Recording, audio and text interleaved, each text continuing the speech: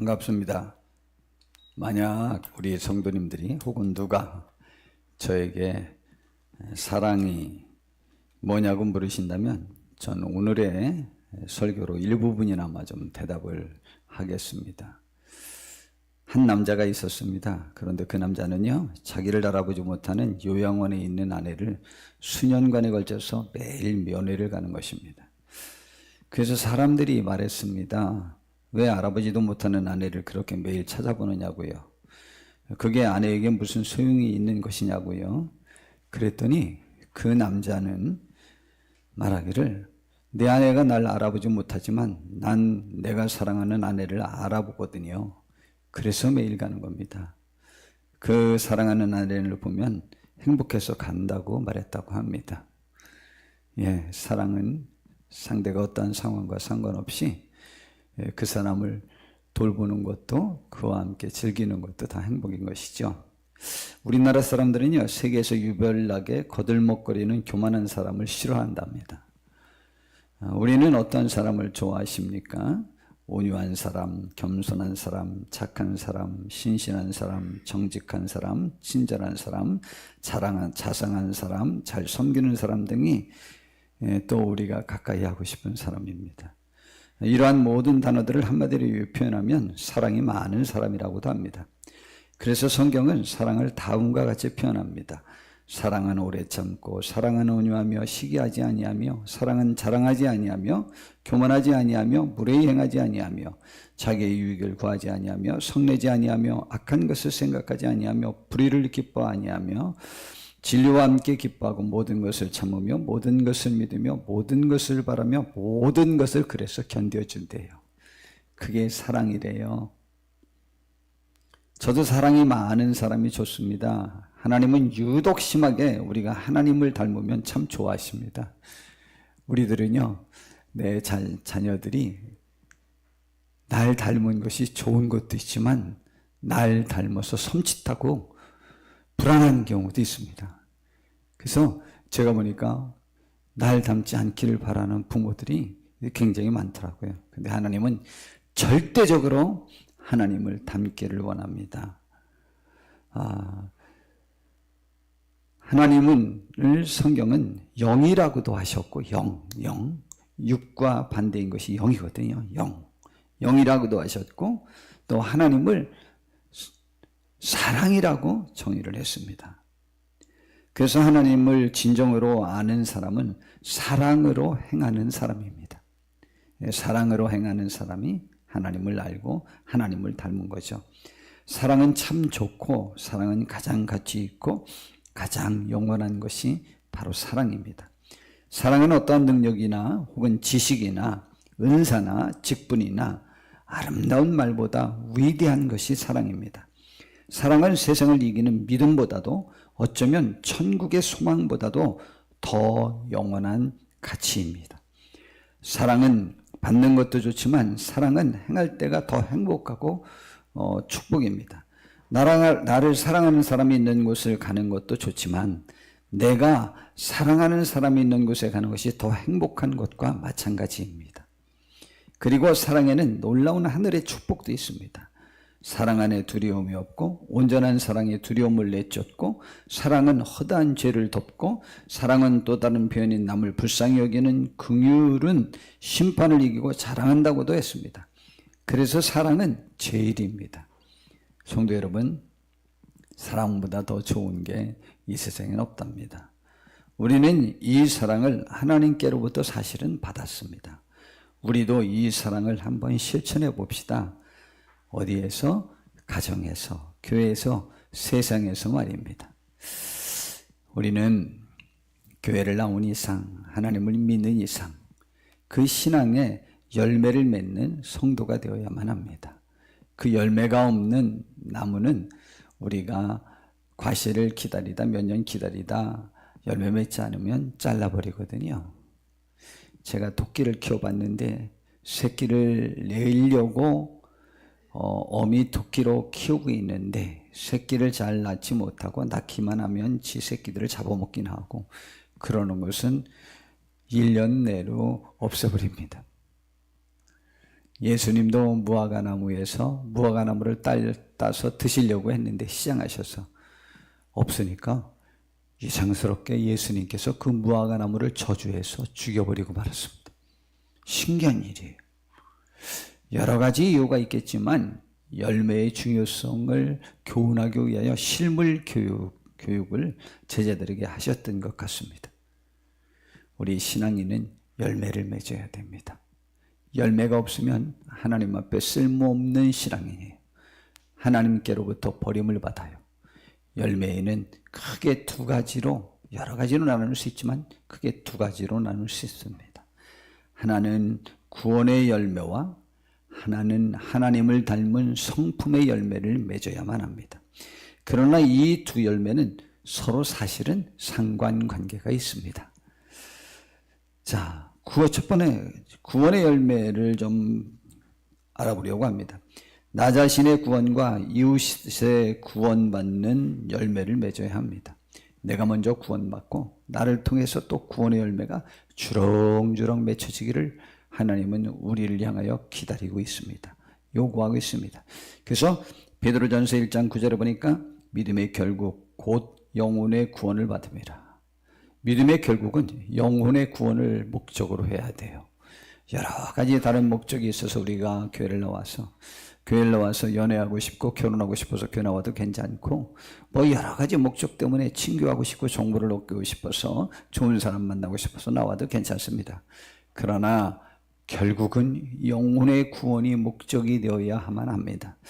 그래서 고린도전서 10장 31절에서 3절에 보니까 그 영혼의 구원이 나를 구원하는 구원이 확장되어지기를 하나님은 기대하시는데 우리의 삶의 목적, 우리를 창조한 목적이라고 하는 고린도전서 10장 31절에서 33절에 보니까 그런즉 너희가 먹든지 마시든지 무엇을 하든지 다 하나님의 영광을 위하여 하라는 거예요. 그럼 하나님이 영광 받는 일이 뭐냐? 그 하나님이 영광 받기 위한 삶을 살려면 이 실천적인 삶, 이게 필요합니다. 그것이 무엇이냐? 유대인에게나 헬레인에게나 하나님의 교회나 거치는 자가 되지 말고 남에게 상처 주는 사람이 되지 말고 33절 나와 같이 바울 사도는 남에게 상처 주는 삶을 안 살았다는 거죠. 그렇게 철저하게 흠이 없는 사람이 말입니다. 그 사람이 나와 같이 모든 일에 모든 사람을 기쁘게 하여 자신의 유익을 구하지 아니하고 나의 유익을 구하지 않고 남의 유익을 구하는 것, 이걸 갖다 사랑이라고 말합니다. 유익을 구하여 그들로 구원 얻게 받게 하라라는 것이죠. 구원의 열매가 있어야 되는 거예요. 이게 하늘에서 최고의 큰 축복을 받는 것 중에 하나예요. 그러므로 누가복음 8장 8절에 더러는 좋은 땅에 떨어짐에 나서 100배의 결실을 하였느니라, 이 말씀을 하시고 외치시기를 귀 있는 자는 들어라. 그래서 우리는 씨 뿌리는 비유에서 30배, 60배, 100배의 열매 맞는 좋은 땅에 떨어진 사람과 같이 좋은 마음을 가질 것을 말하고 있죠. 그러면서 이제 15절에 그 뜻을 설명했는데, 좋은 땅에 있다는 것은 착하고 좋은 마음으로 말씀을 듣고 지키어 인내로 결실하는 자니라. 착하고 좋은 마음, 그게 사랑의 마음이죠. 그런 사람이 결국은 하나님의 말씀을 듣고 잘 지키는 끈덕진 마음이 있어요. 오히려 착하고 좋은 사람이 막 과욕하고 뭐든지 세상 다 집어삼킬 것 같은 용기가 있는 사람이요, 사실은 인내가 더 강하지는 않는 경우가 많습니다. 감정적일 때가 많죠. 그래서 그 인내로 결실하는 거예요. 그래서 그 한 사람이 구원받음으로 인해서 30배, 60배, 100배의 결실을 맺는 거죠. 그래서 하나님께서 우리들에게 기대하는 바는요, 구원의 열매를 맺고 내가 구원의 열매를 맺음으로 사랑을 실천하여 하나님의 말씀대로 살아 나를 통하여 30배, 60배, 30명, 60명, 100명, 어떤 사람은 10,000명, 어떤 사람은 더 많은 사람도 구원하는 그 축복이 있습니다.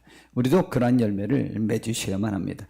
이제 올해도 이제 2달 반밖에 남지 않았는데, 우리가 2달 반이 뭐예요? 이제 2달 한 8일, 9일 남았어요. 이제 우리 최선을 다해서 올해는 그래도 한 분씩이라도 인도하고 또 전도하고 찾고 그렇게 하는 분들이 되었으면 좋겠습니다. 그런데 성경에서 굉장히 대단히 우선적으로 우리들에게 요구하는 것이 있습니다.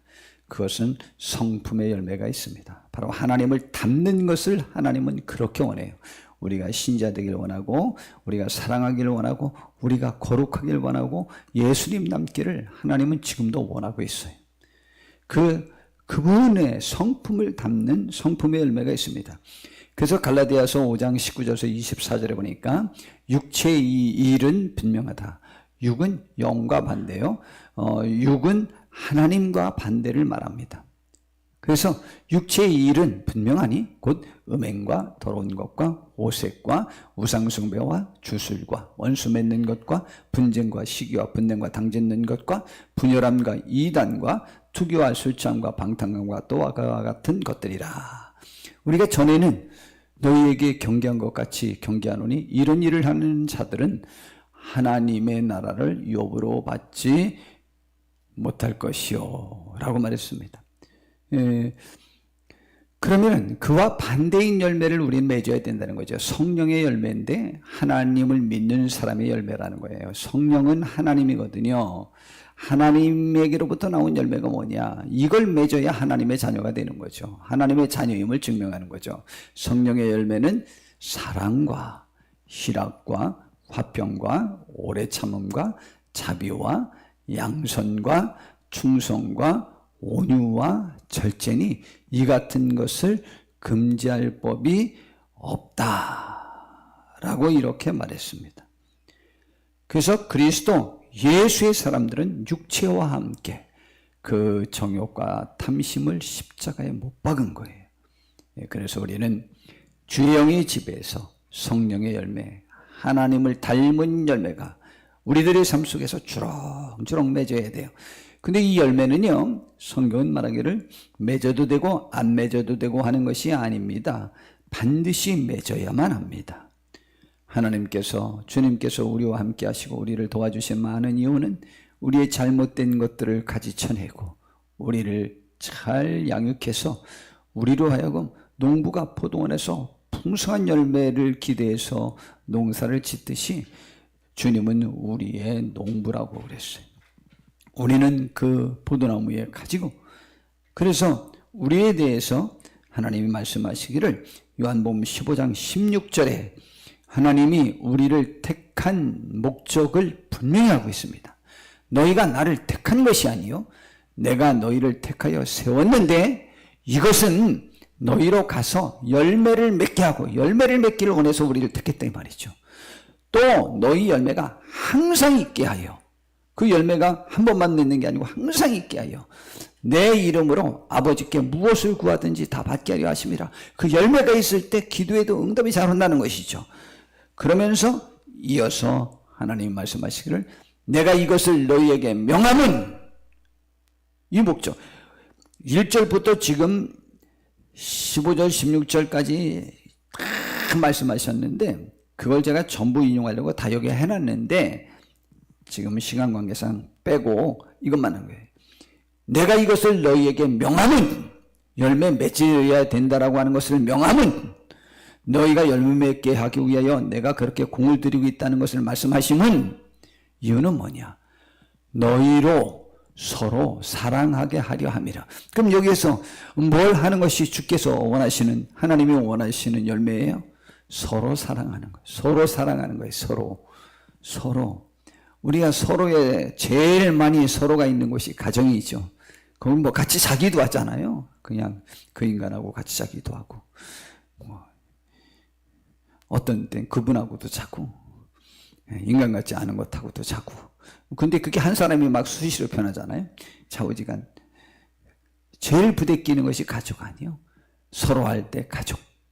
그 다음에 우리 성도들, 그리고 이웃, 세상과의 관계에서도 사랑하기를 하나님은 원하십니다. 사실은 이따 이제 마지막으로 결론에 말씀드리겠지만 세계 모든 민족을 다 사랑해야 돼요. 그 열매를 맺기를 원하는 거예요. 그 열매를 맺으면 구원의 열매가 일어나요. 근데 그 사랑이 없으면 구원의 열매가 일어나지 않아요. 사실 제가 어제도 정말 숨이 막힐 일이 또 벌어져가지고 제가 감정 조절이 안 되고 너무너무 힘들고, 정말 밥을 먹었다가는 이게 속이 뭐가 문제가 생기겠다고 할 만큼 막 너무 어제도 힘들었어요. 밤늦게까지 그리하고 있었는데 우리 제 아내와 이렇게 같이 기도를 하는데 그 아픈 중에 정작 눈물이 나는 거는 우리 성도님들이 하나님의 말씀의 가치를 무시하고 그분을 사랑하고 그분과 관계하는 것들에 관해서 귀찮아하고 싫어하고 그것이 부속물처럼 생각한다는 생각이 들을 때만 막 숨이 막히고 너무 또 울면서 또 기도했다니까요. 우리 서로 사랑해야 됩니다. 하나님이 우리와 함께하는 것은 사랑해야 돼요. 근데 사랑은 하나님을 사랑하고 이웃을 사랑하는 거예요. 그래서 성령의 은사와 직분의 은사보다 성령의 열매가 있어요. 성령의 은사가 있어요. 조금 이따 이제 살펴볼 거예요. 그리고 직분, 목사님 여러 직분, 그 은사보다 더 우선적이 하나님의 성품을 담는 살당의 열매를 맺는 것임을 우리는 명심하시고 잘 이해하시고 잘 아셔야만 됩니다.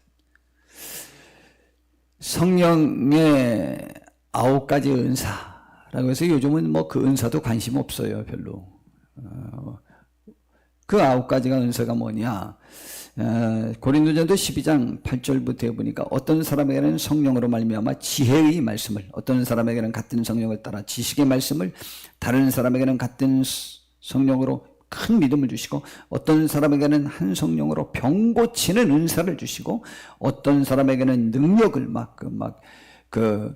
바다가 갈라지게 하는 그런 능력을 행하고, 어떤 사람에게는 예언해서 다른 사람의 아픈 마음, 다른 사람의 방황하는 마음, 다른 사람의 외로운 마음, 다른 사람의 고통스러운 마음, 다른 사람의 기쁜 마음, 하나님의 영에 사로잡혀서 충만한 그 마음을 알 수 있는 예언을 할 수 있게 하고, 그 다음에 또 어떤 사람에게는 영들을 분별할 수 있는 은사, 능력을 주는 거죠. 다른 사람에게는 각종 방언 말함을, 이 방언이 흔히 많이 하죠. 또 어떤 사람에게는 방언 통역함을 주시는 이 9가지의 은사가 있어요. 이 은사가 교회가 부흥할 때는요, 놀랍게 역사되는데 이 은사도 이제 사모하지 않아요. 왜냐하면 은사를 받으려면 기도해야 되거든요. 기도가 싫으니까, 하나님이 싫으니까 그 은사도 별로 가치도 나에게 느껴지지 않는 거예요. 지금 이제 그런 시대가 되긴 했지만, 그러나 아무리 은사가 횡행하고 많다고 할지라도 그 은사, 그거보다 더 중요한 것이 있어요. 그리고 그 은사 다음으로 또 우리가 부러워하는 것, 이 은사 때문에 희생하고 다툼하지 않아요. 그래도 이 은사를 나도 저거 받고 싶고 하는 것은 좋은 거죠. 그런데 직분의 은사가 문제예요. 교회에서 어떤 사람이 먼저 진급한다든가 이러는 것들이죠. 그래서 이걸 진급이라고 볼 수 있겠는지는 모르겠지만은, 그래서 고린도전서 12장 28절에서 30절에 보니까 하나님의 교회 중에 몇 사람을 세우셨으니 첫째는 사도요, 둘째는 선지자요, 셋째는 교사요, 교사가 목사님이에요. 그 다음은 능력을 행하는 자요, 그 다음은 병 고치는 은사와 서로 돕는 것과 다스리는 것과 각종 방언을 말하는 것이라. 다 사도이겠느냐, 다 선지자겠느냐, 다 교사이겠느냐, 다 능력을 행하는 자겠느냐, 다 병 고치는 은사를 자이겠느냐, 다 방언을 말하는 자이겠느냐, 다 통역하는 자이겠느냐. 그런데 그렇게 겉으로 드러나는 표적의 성령의 능력의 은사가 있고, 하나님이 세워주시는, 또는 교회에서 세우는 직분의 은사가 있어요. 그걸 갖다 은사라고 그래요. 하나님께서 주신 선물. 자, 그런데 우리가 가장 추구해야 할 것이 무엇인지를 분명히 합니다. 그러면서 고린도전서 12장의 성령의 은사와 직분의 은사를 쭉 설명하면서 그 가치들과 어떻게 행해야 되는지를 설명해 놓고는 끝이 뭔지 알아요? 그런데 우리가 가장 추구해야 할 것이 무엇인지를 분명히 합니다. 고린도전서 12장 31절이 12장의 마지막 절인데, 너희는 더욱 큰 은사를 사모하라. 굳이 말하면 방언하는 사람은 방언 통역하기를, 방언 통역하는 사람은 예언과, 방언 통역하면 예언과 같은 건데, 좌우지간 예언도 하고 또 병도 고치고 능력도 행하기를 점점 구하라 이 말이에요. 그런데 내가 또한 가장 좋은 길을 너희에게 보이리라.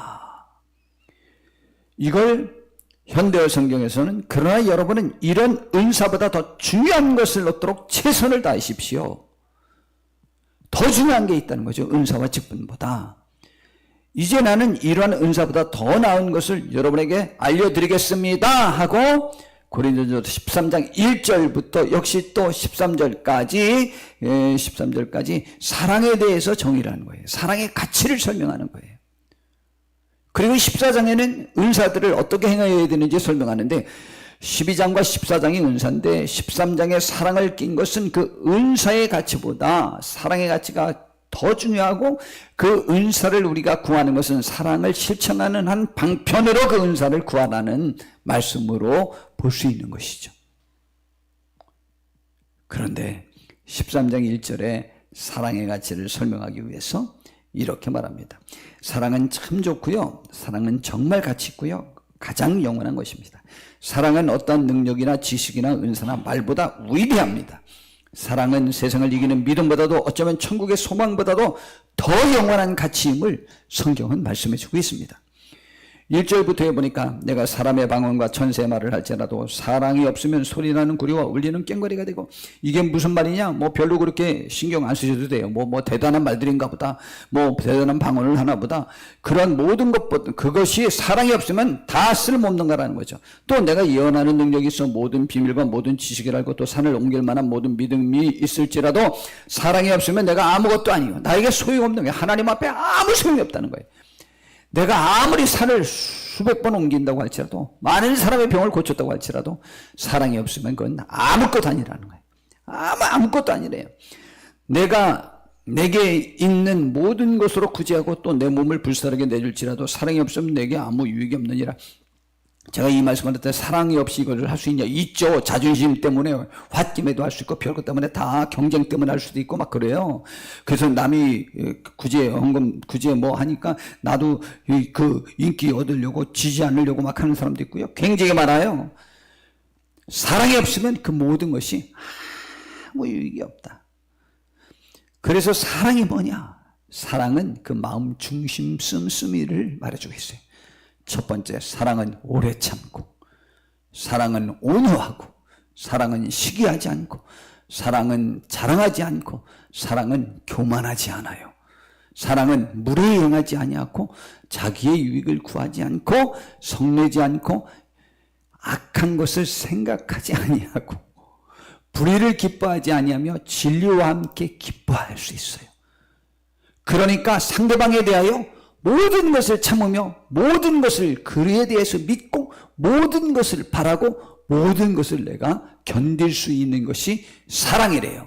그래서 사랑은 언제까지나 떨어지지 아니하되 예언도 패하고 방언도 거치고 지식도 패하리라. 이 예언, 방언, 믿음, 소망 이런 거 갖는 것은요 다 천국을 목표로 해서 한 거예요. 천국에 가면은요 예언도 없고 방언도 없고 능력도 없고 아무것도 없어요. 천국 가면 그런 거 전혀 필요 없어요. 천국 가면은요 예수님이 나를 아는 것처럼 내가 예수님을 알아요. 그러니까 예수님과 비스무리해져요. 거기에 무슨 믿음이 필요하고 뭐가 필요해요? 이미 천국에 가 있는데, 천국 갈 믿음인데 그 믿음이 필요 없어요.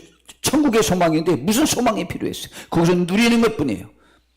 그래서 우리는 현재 아무리 많은 것들을 알아서 이야기한다고 할지라도 우리는 부분적으로 알고 부분적으로 예언하니 온전한 것이 올 때는 부분적으로 하던 것이 피하리라. 천국이 우리들에게 닥치면 이제 이 세상의 모든 것은 다 필요가 없어요.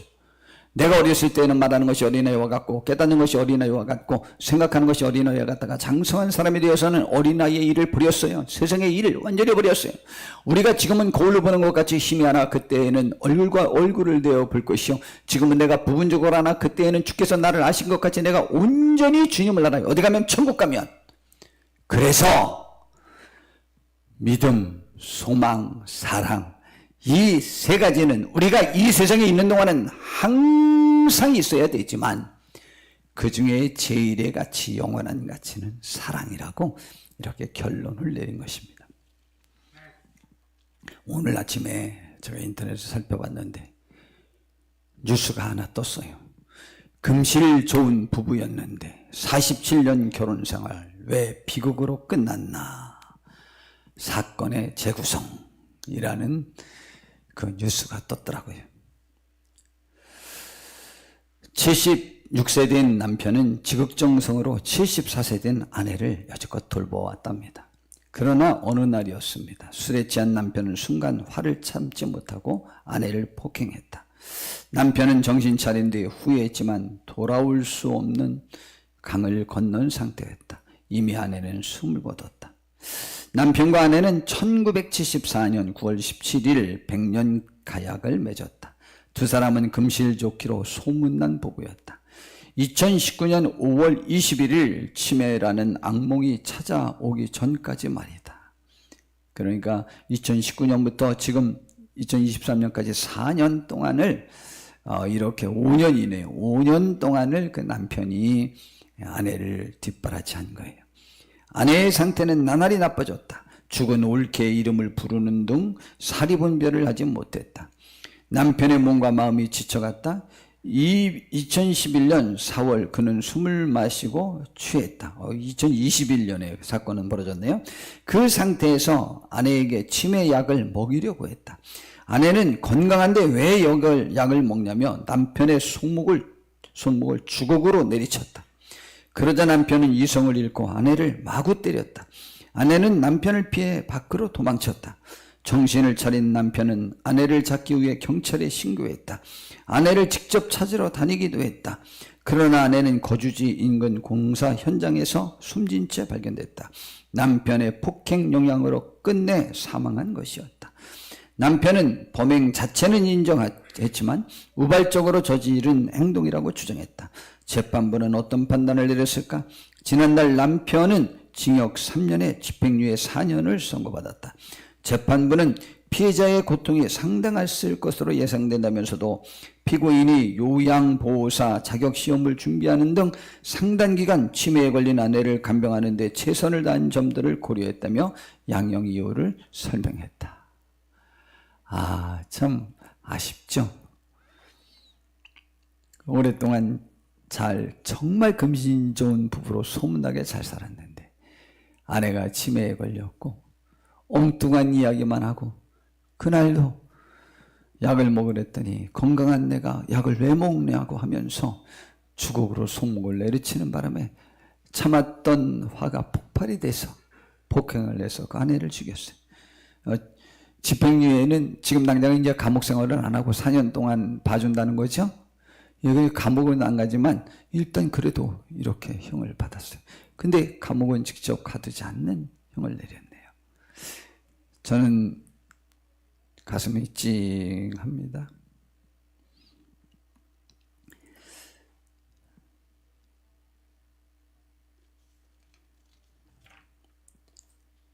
하나님의 가장 우선된 계명이 뭔지 아십니까? 마태복음 22장 34절에서 40절에 보니까 한 율법사가 예수님을 시험하려고 혹은 자기를 돋보이게 하려고 물어봤어요. 선생님, 율법 중에서 어느 계명이 제일 큽니까? 그랬더니 예수님이 말씀하셨어요. 내 마음을 다하고 목숨을 다하고 뜻을 다하여 주 너의 하나님을 사랑하라 하셨으니 이것이 크고 첫 번째 되는 계명이다. 하나님을 사랑하라 이 말이에요. 성도 여러분, 우리 하나님을 사랑하셔야만 합니다. 둘째도 그와 똑같은데 그러한 마음으로 내 이웃을 내 자신같이 사랑하라 하셨으니 이 두 가지가 율법과 선지자의 강령은 중요한 요점을 딱 전체를 포함하는 한마디를 표현하는 걸 갖다 강령이라고 그래요. 그 강령이라 그랬어요. 성경의 강령이다. 성경은 사랑을 가르친 책이다. 이 사랑이 가져오는 놀라운 결과와 축복이 있습니다. 사랑에 무슨 축복이 있는지 알아요? 요한일서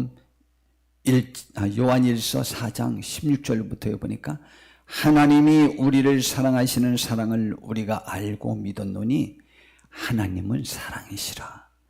하나님이 사랑이시래요. 사랑 안에 거하는 자는 하나님 안에 거하고 하나님도 그의 안에 거하시느니라. 사랑하는 자는 하나님이 우리 안에 거하고 우리가 하나님 안에 거하는 거라 이 말이죠. 이로써 사랑이 우리에게 온전히 이루어진 것은 우리 자신이 심판날에 담대함을 가지게 하려 함이니, 내가 이 세상에서 사랑하면서 살면 심판날에 아주 담대함을 갖는다는 거예요. 심판날에 담대함을 갖는다는 건 심판날은 이제 재판받을 때 담대함을 갖는다는 건데 조금도 걱정이 없다는 거예요. 주께서 그러하신 것 같이 우리도 이 세상에서 그러하니라. 사랑 안에 두려움이 없고 온전한 사랑이 두려움을 내쫓나니 사랑은 모든 두려움을 이길 수 있어요.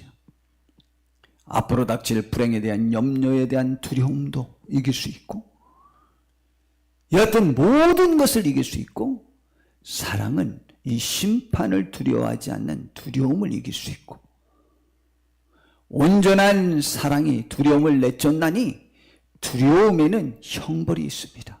두려운 사람은 죄의 결과로 두려움이 있다는 거예요. 내가 하여야 될 것을 안 한 것으로 인한 두려움이라는 거죠. 두려워하는 자는 사랑 안에서 온전히 이루지 못하였느니라. 사랑은 우리를 담대하게 한다는 사실을 명심하시길 바랍니다. 사랑은 나를 떳떳하게 용기 있게 한다는, 자신 있게 한다는 사실을 꼭 명심하셔야 돼요. 놀라운 축복 아닙니까? 심판날의 두려움이 없어진대요. 베드로전서 4장 8절에는 무엇보다도 뜨겁게 서로 사랑할지니 사랑은 허다한 죄를 덮어요. 나의 죄도 덮고 남의 죄도 덮어요. 그러니까 사랑하는 사람이 함께하는 곳에는 평화가 있는 거예요. 야고보서 2장 13절에는 긍휼을 행하지 아니하는 자는 긍휼이 없는 심판이 있으리라. 긍휼은 남을 불쌍히 여기는 거예요. 이것은 사랑의 또 다른 시작이요 사랑의 마음인 것입니다. 그래서 긍휼은 뭘 하냐? 심판을 이기고 자랑한다. 앞에 요한일서 사도 요한의 말씀이나 야고보의 그 베드로 사도의 말이나 똑같은 거죠. 심판을 이기고 자랑하는 것이 사랑이에요. 긍휼이에요. 남을 불쌍히 여기는 거예요. 남을 멸시하지 말고. 멸시할 대상을 또 다른 말로 표현으로 어떻게 해야 되느냐? 불쌍히 여기는 사람이 되어야 되는 거예요. 어떤 경우에는 불쌍히 여겨야 될 대상을 우리는 무시하고 멸시하잖아요. 그러나 긍휼이 사랑해요. 남을 불쌍히 여기는 사람은 하나님이 나를 불쌍히 여겨주셔요. 하나님이 나를 불쌍히 여겨주시지 않으면 목사직 벌써 그만뒀어야 됐어요.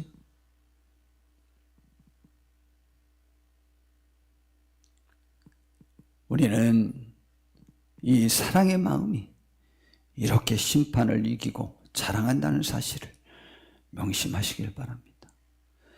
그리고 베드로후서에서 사랑을 하면 우리가 넘어지지 않는다는 것을 말씀해 주고 있어요. 3절부터 보니까 그의 신기한 능력으로 생명과 경건에 속한 모든 것을 하나님이 우리에게 주셨어요.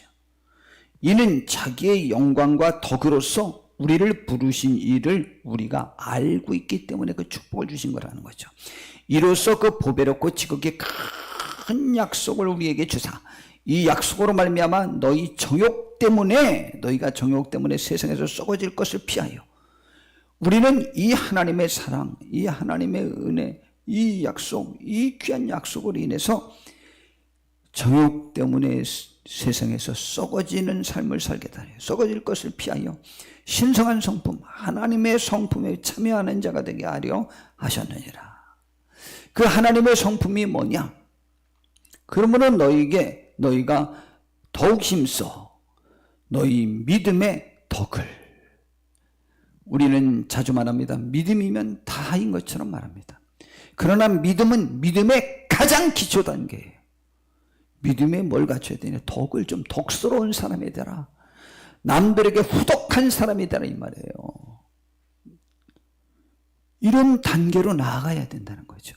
믿음의 덕을, 덕의 지식을, 그 덕에도 지식 있게 행해야 돼요. 내가 덕스럽게 한다고 해서 덕스럽게 함으로 인해서 일을 망치는 사람이 얼마나 많은지 모릅니다. 이 사람에게 덕스럽게 함으로 인해서 여기를 전체를 희적게 만드는 경우가 얼마나 많은지 몰라요. 덕이 있는데 지식에 근거한 덕을 행해야 돼요.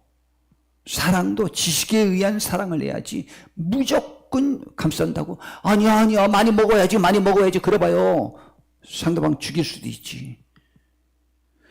안 먹어야 될 땐 먹지 말아야 되고 수술할 땐 수술해야 되고 말아야 될 땐 말아야 되는 건데 그 지식이 없으면 그냥 그게 사랑인 양 막 하는데 무지한 사랑은 남을 죽입니다.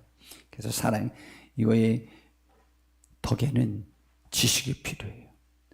그리고 지식의 절제를 내가 안다고 교만하지 말고 절제의 인내의 경건을 훌륭히 신앙생활하는 자세를, 경건의 형제 우애를 가져라. 형제는 여기에서 말하는 기준이 뭐냐면 교회에서의 형제, 가정에서의 형제, 친한 사람, 이웃을 형제라고 표현한 거예요. 형제 우애에 뭘 더하냐? 사랑을 더하라. 형제 우애나 사랑이나 같은 말인데 대상이 달라요. 저 사랑은 모든 민족, 인류, 세상을 사랑하는 것을 말합니다. 이런 것이 너에게 있어 흡족한 즉 너희로 우리 주 예수 그리스도를 날리기에 게으르지 않고 열매 없는 자가 되지 않게 하려 하려니와, 이런 마음이 있어야 되는데 사실은 믿음의 덕조차 우리는 갖추지 못하는 경우가 허다하잖아요. 교회에서도 내가 믿음이 없어서 그러긴 하지만 교회를 30년 다녔는데 입만 열면 신앙과 조금도 관계없는 말을, 내 말이 옳은 것처럼 그 가치를 막 쏟아놔서 저와 모든 성도들의 그 마음에 완전히 다 후벼놓잖아요. 정말 안타깝지 않아요? 덕도 없고 아무것도, 믿음도 없고 아무것도 없는 거예요. 내가 말하는 가치가 옳은지를 생각해야지. 양심적으로 옳은지, 이성적으로라도 옳은지, 논리적으로라도 그 말이 이 교회에서 하는 것이 타당한지 좀 생각할 수 있어야 되지 않겠어요? 이런 모든 것들을 갖추지 않는 사람은 맹인 것 같다.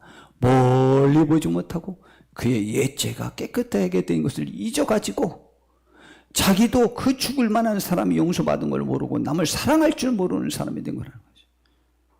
잊었느니라. 그러므로 형제들아 더욱 힘써 너희 부르심과 택하심을 굳게 하라.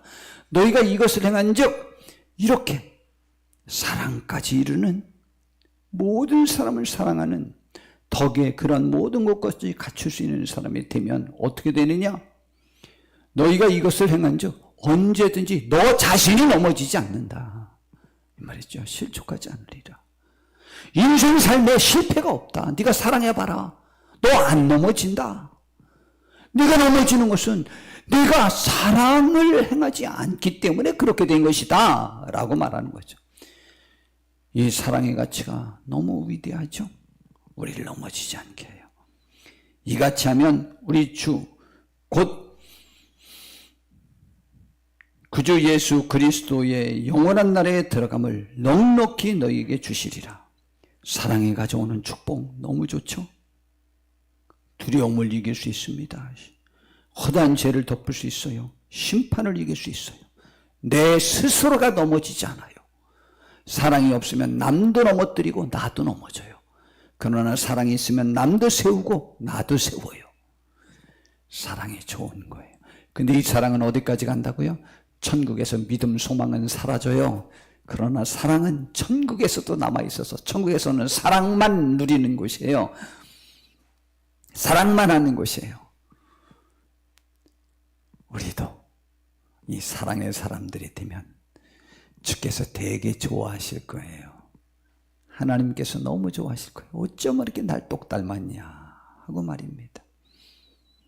하나님을 기쁘시게 해드리고 나의 기쁨이 충만하고 나도 하늘의 소망 중에 즐거하며 내 삶에서 담대함과 결코 넘어지지 않는 굳은 믿음 안에서 승리하는 우리 모두가 되기를 진심으로 바랍니다. 기도하겠습니다. 하나님 아버지, 오늘 이 시간 우리가 이렇게 주님 앞에 나왔습니다. 감사합니다. 사랑에 대해서 우리가 조금 배웠습니다. 우리가 사랑하는 사람 되게 하옵소서.